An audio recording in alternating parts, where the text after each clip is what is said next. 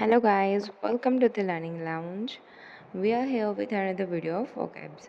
સો આજે આપણે જોવાનું છે કે words which are related to graphy કે કયા વર્ડ્સની પાછળ ગ્રાફી લાગે, right? So first is autobiography. Auto means પોતે અને બાયોગ્રાફી મીન્સ કોઈ પણ પર્સન્સની આખી લાઈફ વિશે લખેલું હોય. તો ઓટોબાયોગ્રાફી એટલે કે પોતાની લાઈફ વિશે પોતે જ લખેલું હોય and account of person's life written by that person. ત્યારબાદ છે એન્જિયોગ્રાફી. એન્જિયો મતલબ blood vessels. So röntgenographic examination of blood vessels after injections of a radiopaque contrast medium.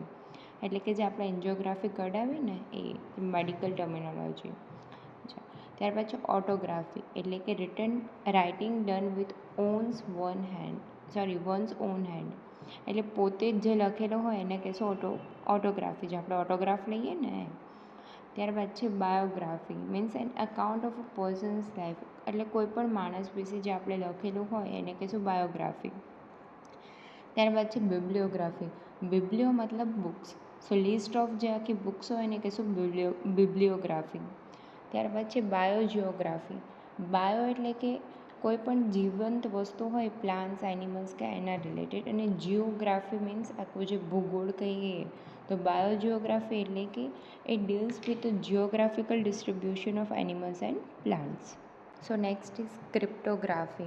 Crypto એટલે કે જે હિડન થિંગ હોય ને મીન્સ કોડિંગ ડિકોડિંગ. આપણે કેમ ક્રિપ્ટોકરન્સી છે જે ડિજિટલ વર્ઝન છે એવી રીતે. તો ક્રિપ્ટોગ્રાફી એટલે થશે art of preparing or reading codes. પછી કોરિયોગ્રાફી એટલે art of designing steps in dance. Choreography તો ખબર હોય કે જે ડાન્સ શીખડાવે એ કોરિયોગ્રાફર કહીએ. તો ડાન્સ શીખવાનું જે હોય એને કોરિયોગ્રાફી. કોઝમોગ્રાફી. તો કોઝમો એટલે યુનિવર્સ થાય અને ગ્રાફી એટલે સ્ટડી. તો સાયન્સ ઓફ યુનિવર્સ.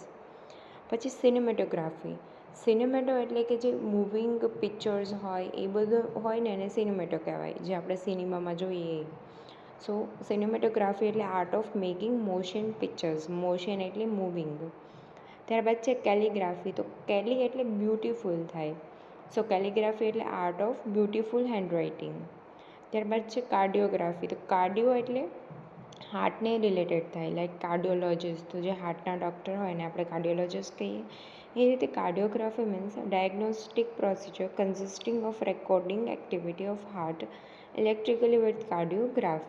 જે તમારા હૃદયની આપણે કહેવાય ને અલગ અલગ બધી ગ્રાફી હોય, એન્જિયોગ્રાફી, કાર્ડિયોગ્રાફી એ બધું. ત્યારબાદ છે કાર્ટોગ્રાફી. તો carto means related to map. Mapping system હોય ને એને આપણે કાર્ટો કહીએ. તો કાર્ટોગ્રાફી એટલે art of making maps. So next is demography. Dem means people, પોપ્યુલેશનને રિલેટેડ. તો ડેમોગ્રાફી એટલે study of human population or people. ત્યારબાદ છે ડિસ્કોગ્રાફી. ડિસ્કો એટલે આપણે એમ કહીએ ને ડિસ્કોમાં જાઓ, બારમાં જાઓ મીન્સ કે જ્યાં એકદમ હાઈ મ્યુઝિક હોય. તો ડિસ્કોગ્રાફી એટલે સ્ટડી ઓફ મ્યુઝિકલ રેકોર્ડિંગ્સ. ત્યારબાદ છે એથનોગ્રાફી. એથનો એટલે ગ્રુપ ઓફ પીપલ કે જેમને સેમ કેરેક્ટરિસ્ટિક હોય. તો સ્ટડી ઓફ ડિફરન્ટ પીપલ્સ, અલગ અલગ લોકોની જે સ્ટડી હોય એને કહીશું એથનોગ્રાફી. ત્યારબાદ છે એપિગ્રાફી. એપીનો મિનિંગ થાય, એપી એ ગ્રીક ઓરિજિન વર્ડ છે, એનો મિનિંગ થાય બિફોર, પહેલાંનું. સો એપિગ્રાફી એટલે સ્ટડી ઓફ એન્શિયન્ટ ઇન્સ્ક્રિપ્શન્સ. ત્યારબાદ છે ફિલ્મોગ્રાફી. તો સ્ટડી ઓફ ફિલ્મ્સ. જિયોગ્રાફી તો બધાને ખબર જ હોય કે જે અર્થનું સરફેસ છે એની સ્ટડી હોય એને જિયોગ્રાફી કહેવાય. Means study of earth surface including people's response to topography, soil, climate and vegetation. ત્યાર પછી historiography means writing of a history. Next is hydrography. Hydro એટલે related to water. So hydrography એટલે થશે the scientific study and mapping of water bodies. Then is lexicography. Lexico એટલે related to dictionary. So it meaning થશે the practice of compiling dictionaries. ત્યાર પછી oceanography. Ocean means everyone nose કે શું થાય. So oceanography is the science of a sea or ocean. Orography. Oro એટલે it's a root word for mountains. So orography એટલે થશે the study of mountains. ત્યારબાદ છે ઓર્થોગ્રાફી. ઓર્થોગ્રાફી એટલે a method of presenting the sounds of a language by written or a printed symbol. Orthography એટલે થશે કે જે લખવાનું હોય ને પ્રોપર લેટર્સમાં કરેક્ટ સ્પેલિંગ, કરેક્ટ યુઝ સાથે જે લખવાનું થાય એને આપણે ઓર્થોગ્રાફી કહીએ. ત્યારબાદ છે પેટ્રોગ્રાફી. તો પેટ્રો એટલે ઇટ મીન્સ કે રિલેટેડ ટુ રોક્સ. તો petrography means study of rocks. So next is palaeography. Palaeo means related to past, જે એન્શિયન્ટમાં થયેલું હોય ને એ. તો palaeography means study of ancient form of writing. આપણે અહીંયા આગળ એપિગ્રાફી હતું, રાઈટ. એપિગ્રાફી મીન્સ કે એન્શિયન્ટના જે ઇન્સ્ક્રિપ્શનની સ્ટડી હતી ને એને કહેવાતું, અને palaeography means ancient forms of writing. Physiography means physical features જોવાના, તો the study of physical features of earth surface. ત્યારબાદ છે ફોટોગ્રાફી, તો જે ફોટોગ્રાફ્સ આપણે લઈએ એની જે સ્ટડી હોય એને ફોટોગ્રાફી કહેવાય. ત્યારબાદ છે પિક્ટોગ્રાફી. પિક્ટો મતલબ કે કોઈ પિક્ચર્સ યા ડ્રોઈંગને જોઈને જે કમ્યુનિકેશન યા સ્ટડી થાય એને આપણે કહીશું પિક્ટોગ્રાફી. ત્યાર પછી રેડિયોગ્રાફી મીન્સ કે રેડિયેશનથી જે થતું હોય, તો production of images by x ray, gamma rays ને એ બધું.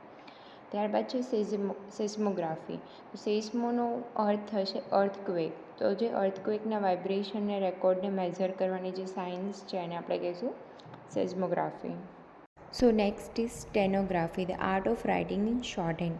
સ્ટેનો એટલે શોર્ટ થાય, શોર્ટ ફોર્મ થાય, જે એબ્રિવેશન હોય ને એ. ત્યારબાદ છે ટેલિગ્રાફી. તો ટેલી રૂટ વર્ડ છે, એનો મિનિંગ થાય ડિસ્ટન્સ.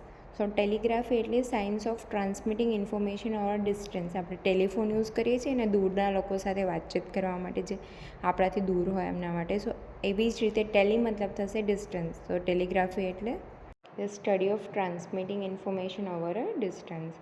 ત્યાર પછી થેલેસોગ્રાફી. થેલેસો એ રૂટ વર્ડ છે. થેલેસો મતલબ થશે ઓશિયન યા તો સી. સો થેલેસોગ્રાફી એટલે study of C or ocean.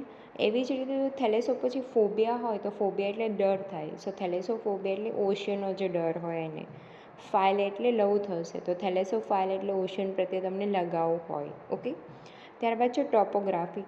ટોપો એટલે એક જગ્યા, એનો મિનિંગ થશે પ્લેસ અથવા તો લોકેશન એ. તો ટોપોગ્રાફી એટલે સ્ટડી ઓફ લેન્ડ સરફેસ, જેમાં હિલ, માઉન્ટેન, વેલી આ બધું તમે કવર કરી શકો, રાઈટ. સો બસ આટલા જ હતા. અને જો તમારે ક્યાંય મોક ટેસ્ટમાં યા કોઈ પણ જગ્યાએ કોઈ નવું વર્ડ્સ આવ્યો હોય રિલેટેડ ટુ ગ્રાફી અને અમારા વિડીયોમાં કવર ના થયો હોય, તો એ તમે કમેન્ટ કરીને જણાવશો, એટલે બીજાને બી હેલ્પફુલ થઈ શકે.